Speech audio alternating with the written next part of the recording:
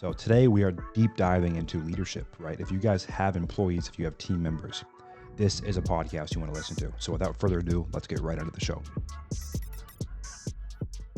Welcome back, you guys.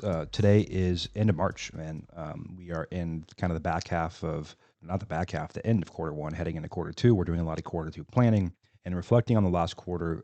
This quarter has probably been the biggest leap of growth for me, leadership.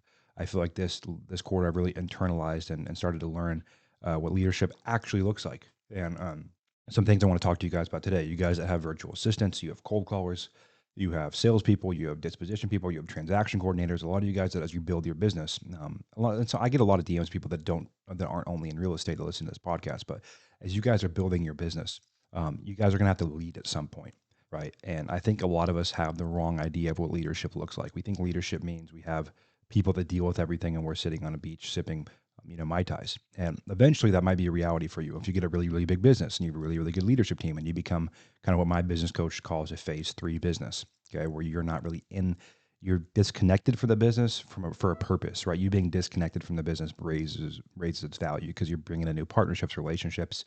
You on the golf course for 4 hours with random people building relationships is more valuable to the company than you sitting at your desk at that point. Most people are not there. I'm not there, and it does bring value to do those things, but there's still a lot more value I bring from showing up for my team. And you guys need to show up for your team, and a lot of us just aren't in the ways that it matters.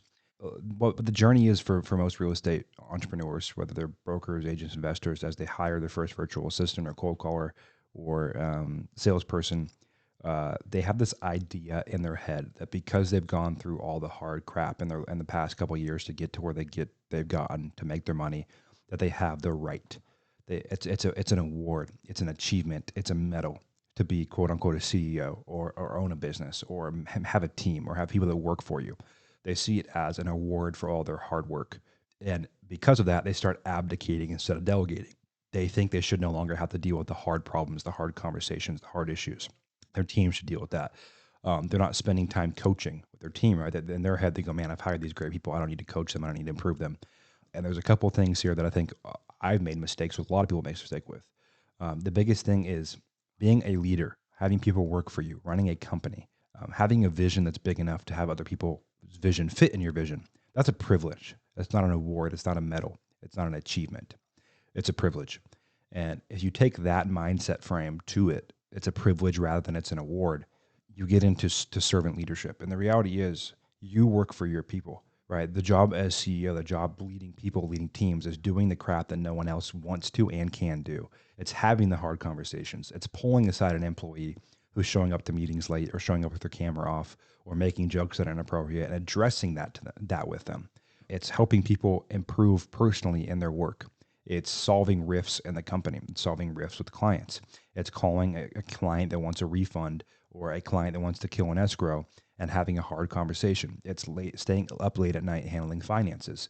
That's what leading a business is. It's a privilege that you have to earn every day for those people that show up to work for you. It's not a right. It's not an award. It's not a medal for all your years of hard work. Okay. And most businesses, being the CEO is in a lot of ways the most stressful job. You have the hardest decisions. And to me, it's the most meaningful. So that's the first part.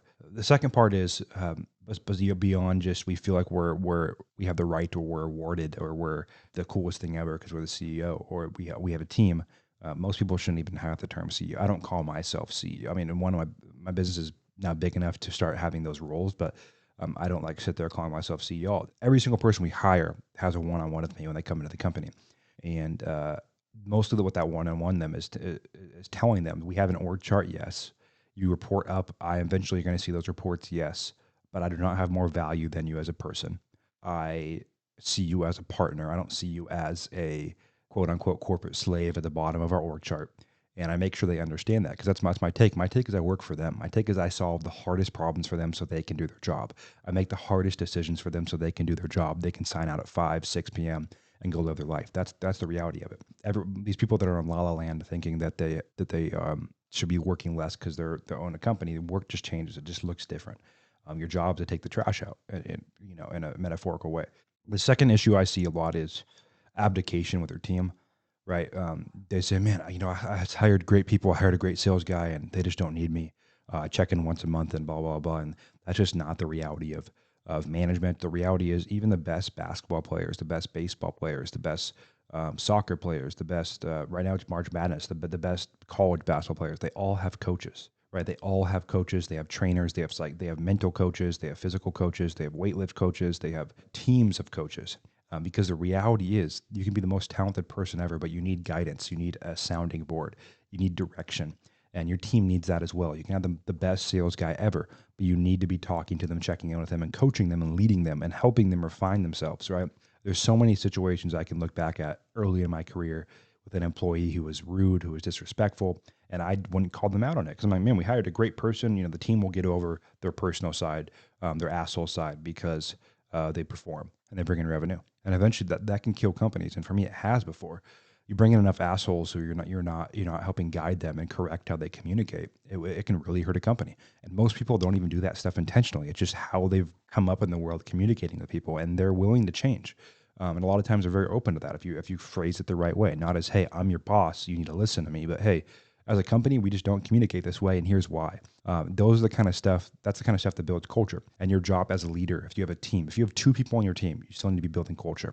You need to be thinking about coaching your team and really understanding what your job is as an entrepreneur, as a business owner, as a leader. It is not to sit on the beach and have everyone deal with all the problems. It is your job to, yes, you want to empower people to deal with issues, but your job, if you're actively running the company, you haven't hired someone to do that, but you're actively running the company, your job is you make the hard decisions. You have the hard conversations.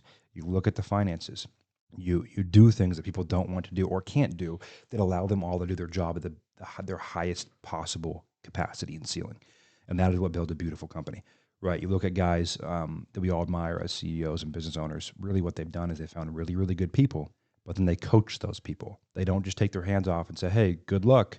They coach those people. They train those people. They put processes in place for those people. They build culture around those people. They're engaged and they're taking stuff off their plate that they can. And that's the reality of, what being a business owner is. It's, I'll give you some reason. For me last week, it was calling one of our landlords in Belize where our call centers are and working for hours on getting money into the country because sometimes it's hard to get money overseas. And then it goes into, I had a couple last week, a couple very hard, blunt conversations with staff on things that I knew they needed to improve on in order to have a healthy organization. Then it was firing someone I really did not want to fire, and that was really a hard conversation. Then it was a client who was very disgruntled that I really had to talk off a cliff and figure out a plan to move forward with. That sucked because they were not happy. They were frustrated. And a lot of what I do during the day sucks. It's eating crap. It's taking stuff on the chin. It's dealing with really, really quote unquote stressful situations, but I do it with a smile on my face because it's a privilege. It's a privilege to do all that stuff because all that stuff is why people show up to work for me in my vision, because I've created a vision that is big enough for other people's vision for their life to fit inside, their income goals to fit inside. And that's the beautiful thing about entrepreneurship is you create such a big bubble that other people's bubbles can fit inside, but you still have to be present. You cannot abdicate, because if you abdicate good, really, really good, there's a difference between good and great employees and team members. Great employees, guys that have worked for $100 million+ companies. I have a couple of those on my team. They don't want you to, they want a leader. They want someone to show up, to take responsibility, take ownership, put a smile on their face, deal with the crap so they can do their job, so they can feed their families and do what they do best and what you hired them for. And so if you guys are listening to this podcast is one of the most important ones I've done. It's not super sexy. It's not super exciting. I'm not talking about a list. I'm not talking about scaling. I'm talking about intangibles that you have to have if you want to grow a business, right? You have to be able to build culture. And what culture is, it's not writing core values and going over them with your team. What culture is what you do. It's what you act. It's what you say. It's how you say it. It's how you hold people accountable. It's how you celebrate wins. All of those things are what build culture, not this other stuff. So as always, you guys, I think if you can take this right away into your day-to-day and how you communicate with your team, don't yell at your team. If you're going to communicate, be blunt. But also, there's a great book called The Manager's Handbook that talks about IPF, instant performance feedback. That's a great thing for you guys to go check out if you want to learn how to actually give feedback the right way to your team and get them bought in and consistently happy. So thanks for showing up. So we'll wrap right there. That was another great episode, you guys. I think there's a lot of actionable, tangible stuff in that 10 minutes we just spent together. As always, we don't run ads on the show. We only grow through word of mouth and social media. So if you like us, you share it, you give us a review, it means the world, truly. Send me a DM on any shows or guests you want. I do read those. I do engage with you guys all the time. And as always, if you're chasing the next deal, if you're building your company, if you're showing up again today, trust me, you are only one deal away.